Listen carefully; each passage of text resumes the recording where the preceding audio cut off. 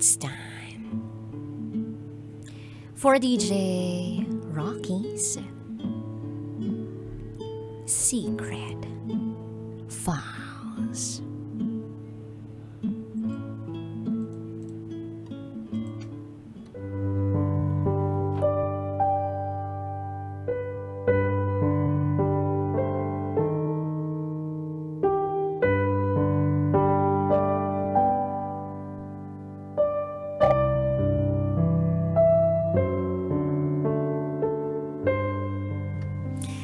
Sabi ni Mama, di baling mamatay na lang daw siya. Basta,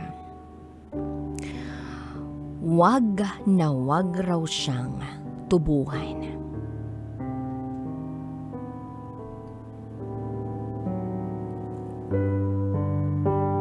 Hi DJ Rocky.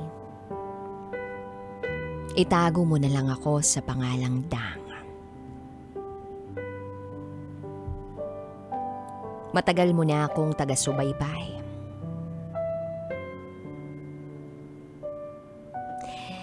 Sa totoo lang, maraming beses na akong sumulat sa iyo. At ilang beses mo na rin naere ang mga sulat ko. This is my secret file.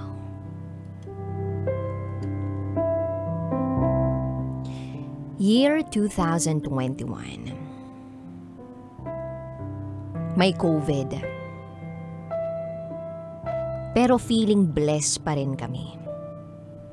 Kasi kahit papaano, meron kaming trabaho. Kada birthday sa pamilya, nakakapagluto ng konting pagsasaluhan. Madalas may bisita na dumarating. Masaya naman ang pamilya kahit broken family. Kasi nga, sama-sama naman kami.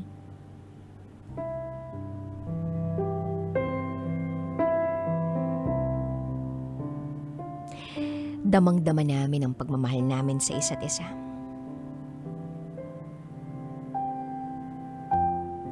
Then one day, nag-request si Mama. Ang sabi niya, "Oh, sunod na taon, wala munang bisita ha. Tayo-tayo muna."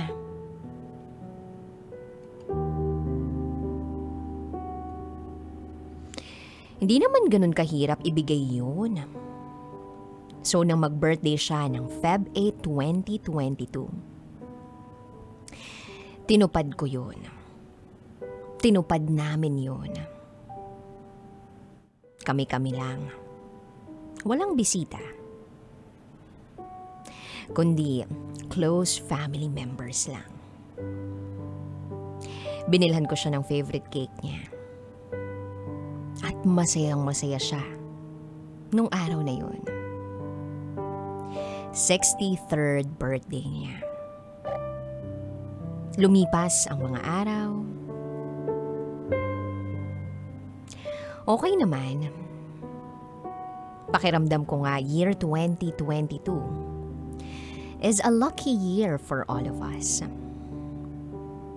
Yun pala, ang taong yun ang magbibigay sa akin ng walang hanggang sakit.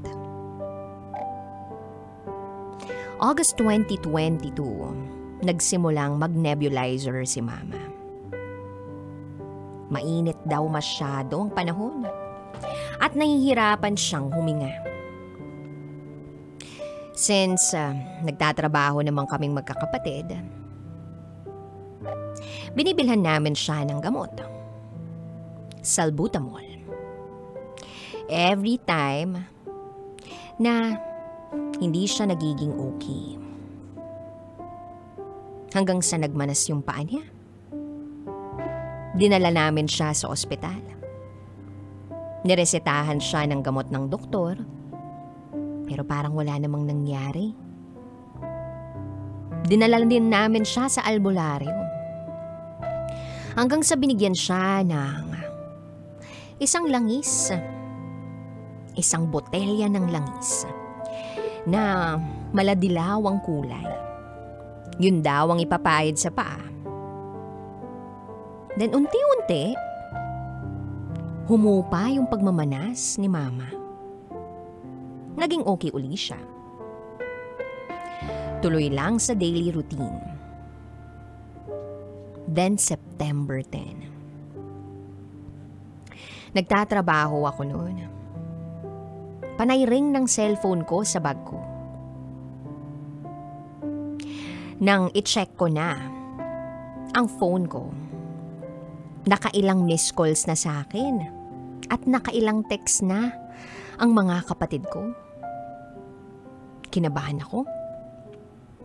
Then nag-decide akong magbukas ng data. At doon bumungad sa akin yung picture na sinend ng kapatid ko. Na yung mama ko naka-oxygen na. Agad-agad akong nag-undertime. Pinayagan naman ako. Pinuntahan ko sila sa ospital. Naabutan ko ang tagpo nga. Magpapalampot sa tuhod ko. Parang hindi ko kayang tingnan si Mama. Pakiramdam ko, hinang-hina siya that time.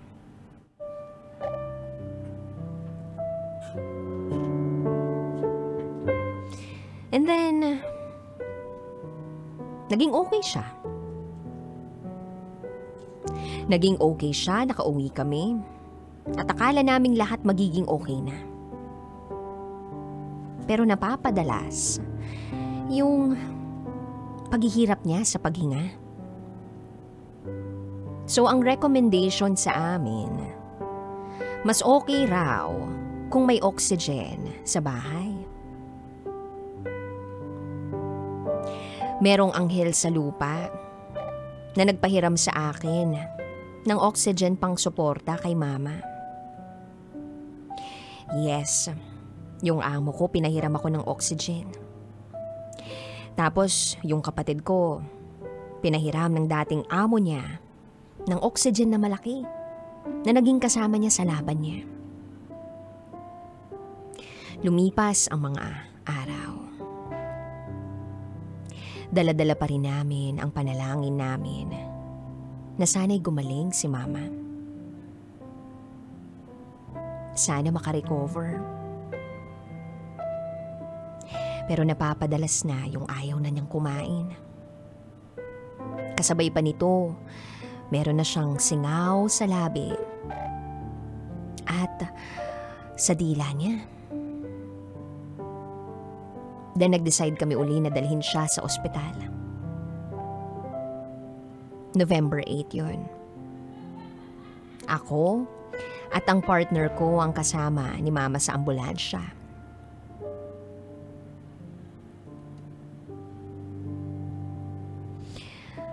Pag may dumadaan nga sa ward namin na patay na nakabag, tinatakpan ko ang mga mata ni Mama. Sabay-sabing, "Ma, kaya natin to ha. Lalaban tayo." Sabay halik sa ulo niya. Kung ano-ano mga treatment ang ginawa sa kanya. Kung ano-ano mga test. X-ray, ECG, dugo. At nakita ko yung hirap niya at yung pagpikit niya habang isinasagawa yung mga test sa kanya. Nang sabi ko, kaya mo yan ha? Alam ko masakit, pero kaya natin to ha? At ang sagot sa akin ni Mama, Kahit anong sakit pa yan, lalaban ako para sa inyo.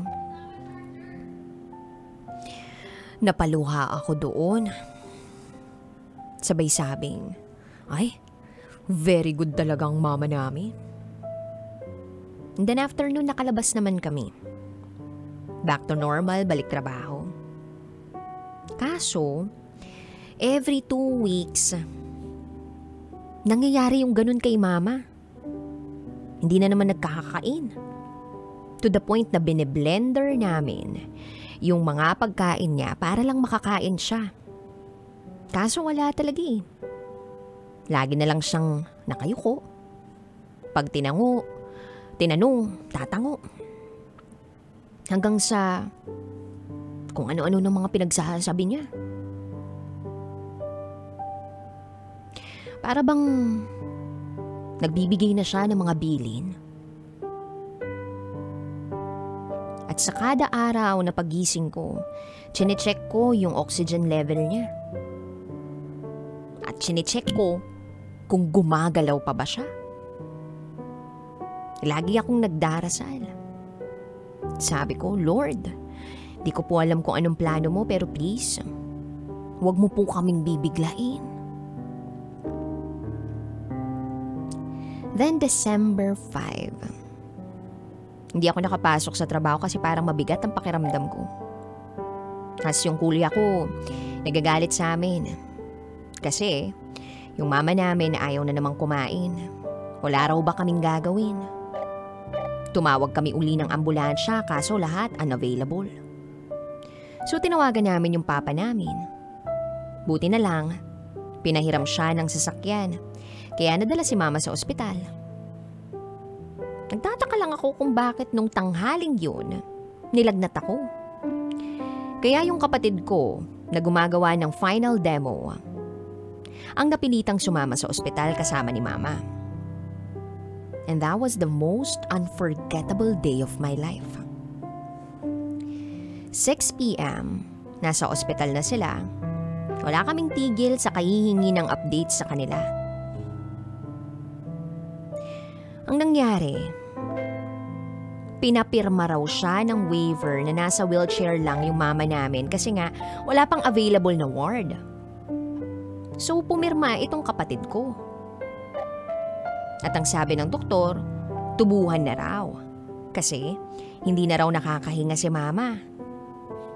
Pero hindi nga pumayag yung side namin since nabanggit ni mama yun nung medyo okay pa siya. Na di baling mamatay na lang siya. Basta, wag na wag daw siyang tubuhan. Hanggang sa nag 7:30 na. Nag-chat yung kapatid ko sa GC namin magkakapatid.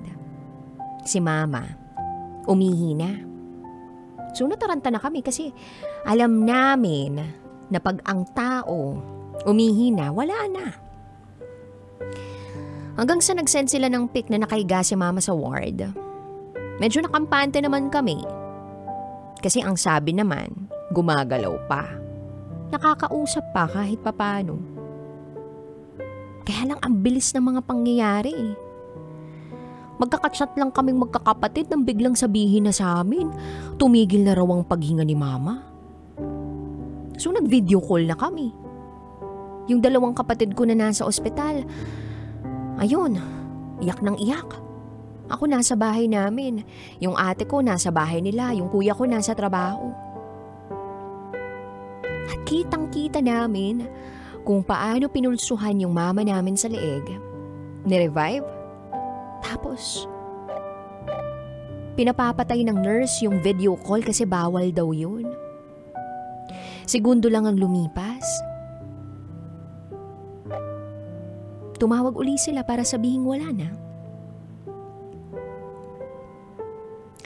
Alam mo yung pakiramdam na kitang-kita naman namin kung paano nahirapan si mama pero wala kaming ibang magawa kundi tingnan lang siya through phone.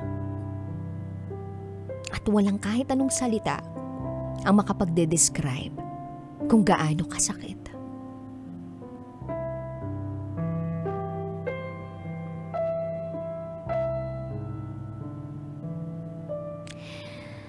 Ay, Kaya kung nakikinig man yung mama ko sa akin, ito yung mensahe ko. Ma, kaya bang winish mo na tayo-tayo muna ngayong taon kasi last mo na to?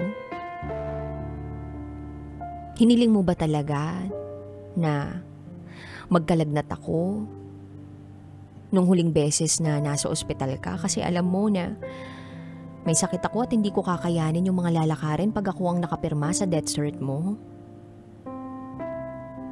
Kaya ba binilin mo na ako kay ate kasi alam mo nang mangyayari na to?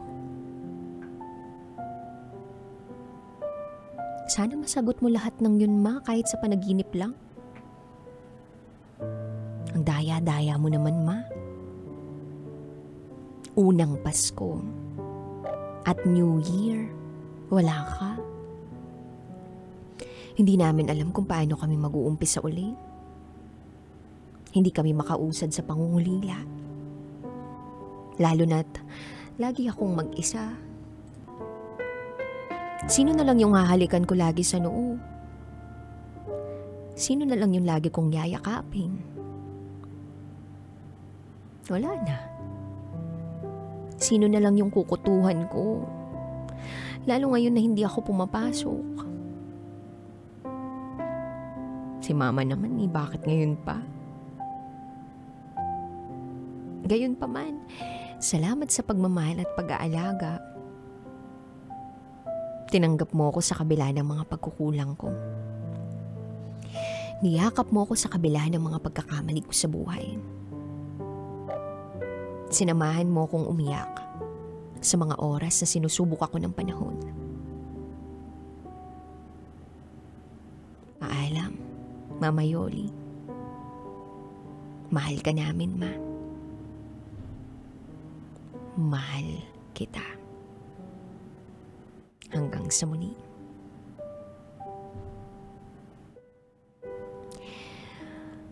Ako po si Dang at ito ang aking secret file.